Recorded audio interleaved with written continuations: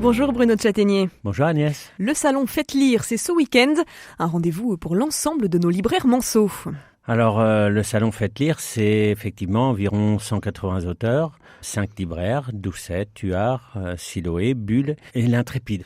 Pour Siloé, c'est environ 22 auteurs, 17 en littérature, 5 en jeunesse. C'est amené sur les deux stands au Jacobin et Place de la République environ 250 titres, 4800 livres. Ça représente un peu de volume. Et justement, Bruno, vous êtes venu aujourd'hui en studio avec sous le bras 4 ouvrages qu'on pourra découvrir lors de ce salon Faites Lire. 4 premiers romans, entre guillemets, dont les auteurs sont un petit peu des novices dans le monde de la littérature. Donc, je vais vous présenter un petit peu les 4 premiers romans. Alors, Léonide Touvec, un livre que j'avais déjà présenté avant l'été. Utrique Fidelis, Au cœur de la terreur, fidèle et à jamais, un roman publié chez Salvatore. Alors, Léonide Touvec, c'est une jeune auteure mancelle de 21 ans. Et son roman raconte une histoire qui est en même temps une histoire d'amour pendant la virée de Galerne. Très belle histoire. Donc Léonie Touvec qui sera présente en séance de dédicace sur le stand de Siloé. Bruno, est-ce qu'il y a d'autres romans historiques comme ça qu'on pourra se procurer ? Je crois que cette année, il y a plusieurs auteurs qui font la part belle à la Seconde Guerre mondiale.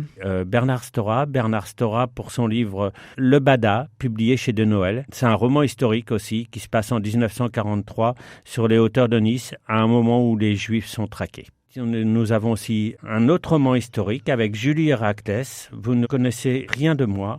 Un roman publié chez Jean-Claude Lassès. Un roman qui se passe à la Libération, lors de l'épuration. Julie Héraclès nous raconte le parcours d'une femme qui a collaboré avec l'occupant. J'ai aimé et je n'ai cessé d'aimer. C'était pour moi un trésor inestimable. Voilà, en bref, le résumé de son livre. C'est en même temps une très, très belle histoire. Ensuite, nous avons Joséphine Tassi pour son livre L'Indésir, publié aux éditions de l'Iconoclaste. Alors, l'écriture audacieuse d'une jeune Parisienne de 25 ans qui est à la fois pétrie de ses voyages et de ses études de politique publique et d'histoire de l'art. Elle est effectivement actuellement chercheuse en économie du développement. Dans ce roman, Nouria part à la recherche de sa mère qui vient de mourir et qui n'a pas voulu d'elle à la naissance. En fait, elle recherche les gens qui ont côtoyé sa mère ou que sa mère a aimé. Alors le salon, c'est aussi pour moi d'autres auteurs, Sylvain Coher, Karen Ponte, Gaël Nohan, aussi un roman historique, Yves Violier, l'auteur vendéen qui publie des romans des terroirs magnifiques. À quoi pensent les saumons ? Voilà, son dernier que je n'ai pas encore eu la joie de lire, mais que je lirai certainement. Et Louis-Henri de La Rochefoucauld.